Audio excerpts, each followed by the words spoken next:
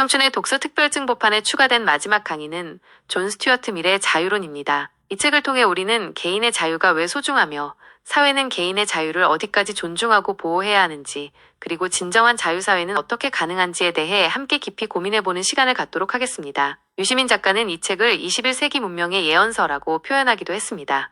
그럼 청춘의 독서 15번째 강의를 시작하겠습니다. 청춘의 독서 특강 제15강 21세기 문명의 예언서 존 스튜어트 밀의 자유론 읽기.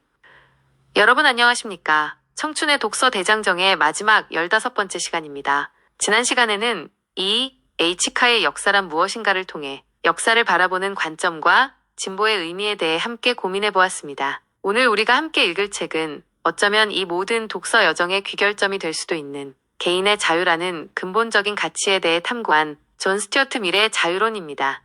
1859년에 출간된 이 책은 개인의 자유가 사회의 권력으로부터 어떻게 보호받아야 하는지를 논증한 자유주의 사상의 고전 중의 고전입니다. 미리 살았던 19세기 영국은 산업혁명 이후 민주주의가 발전하고 있었지만 여전히 다수의 의견이나 사회적 관습에 의해 개인의 독창성과 자유가 억압될 수 있다는 문제의식이 있었습니다.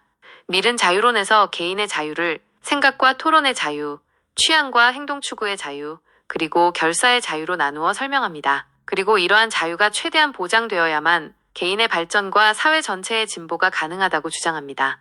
그가 제시한 가장 핵심적인 원칙은 바로 해악의 원칙입니다. 이는 다른 사람에게 해를 끼치지 않는 한 개인의 생각과 행동은 절대적으로 자유로워야 하며 사회나 국가는 이에 간섭해서는 안 된다는 것입니다. 설령 그 생각이나 행동이 사회 다수의 의견과 다르거나 비도덕적으로 보일지라도 그것이 타인에게 직접적인 해를 입히는 것이 아니라면 존중되어야 한다는 매우 급진적인 주장이었습니다.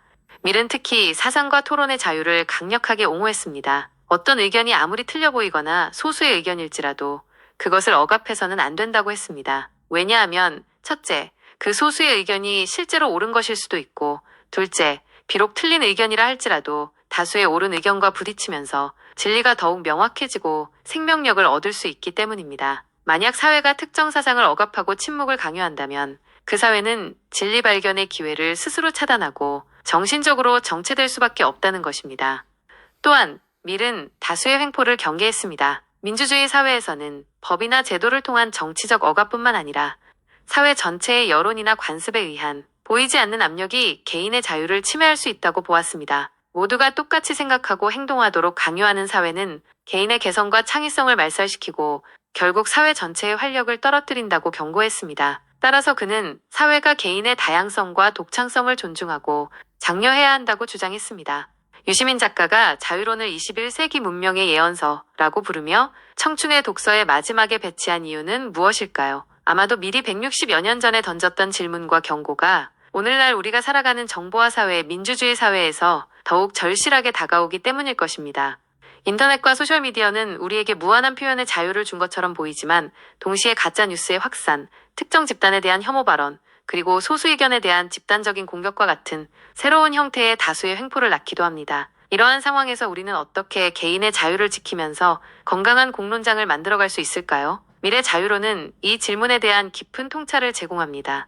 또한 사회가 개인의 삶에 어디까지 개입해야 하는가, 개인의 선택은 어디까지 존중되어야 하는가 하는 문제는 여전히 우리 사회의 뜨거운 논쟁거리입니다. 자유론은 이러한 문제들에 대해 우리 스스로 답을 찾아 나가는 데 필요한 중요한 원칙과 기준을 제시해줍니다.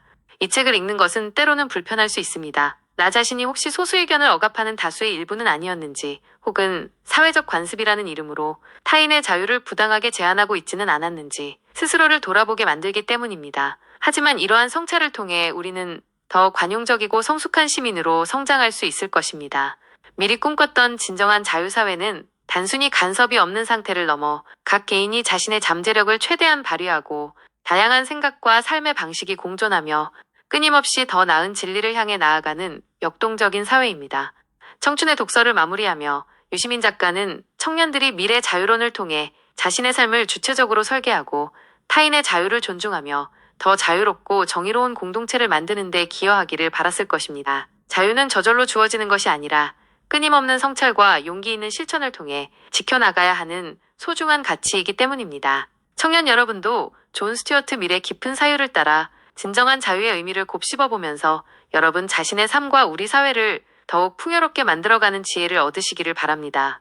청춘의 독서 15번째 강의, 존 스튜어트 밀의 자유론 편을 마치겠습니다. 이것으로 유시민 작가의 청춘의 독서에 담긴 주요 고전들에 대한 강의를 모두 마쳤습니다. 그동안 긴 시간 경청해주셔서 감사합니다.